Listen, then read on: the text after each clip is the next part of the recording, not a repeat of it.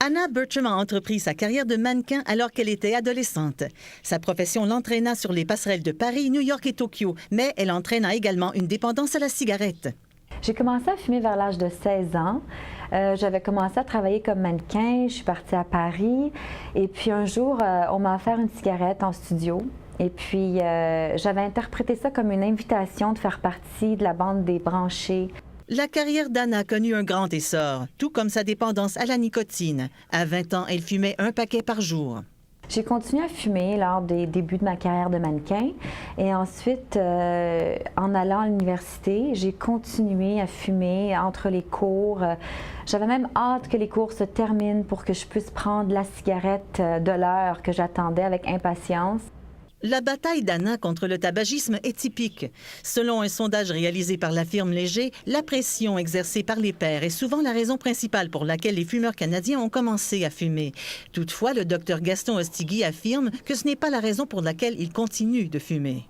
Les jeunes commencent à fumer parce qu'on commence à fumer en bas âge, à l'adolescence. Habituellement, c'est à cause du contexte social dans lequel on vit.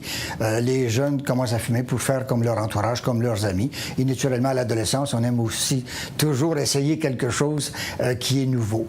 Mais malheureusement, très rapidement, on devient dépendant, une dépendance biologique et physique à la cigarette et à la nicotine qu'elle contient.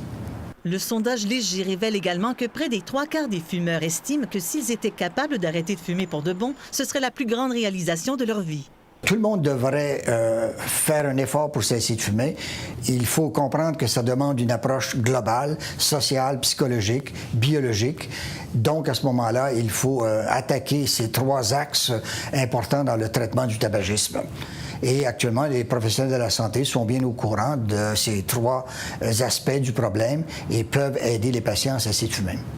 J'ai réalisé qu'il fallait que je fasse un changement drastique dans ma vie au moment où je me suis aperçue que ça faisait 10 ans que je fumais. Et donc, je me suis entourée de gens qui allaient m'aider et avec un peu de temps et beaucoup de détermination, j'ai pris le contrôle et puis j'ai réussi à cesser de fumer pour de bon et j'en suis très, très fière parce que ça a été assez difficile. Anna a poursuivi sa carrière de mannequin et a également fait plusieurs apparitions à la télévision et dans certains films. Mais elle est surtout très fière d'avoir réalisé son objectif de cesser de fumer. Si vous êtes décidé à cesser de fumer, consultez votre médecin afin d'établir un plan qui fonctionnera pour vous. Pour en savoir davantage, consultez le site www.j'écrasepordebon.ca. Un reportage de Louise Philippe.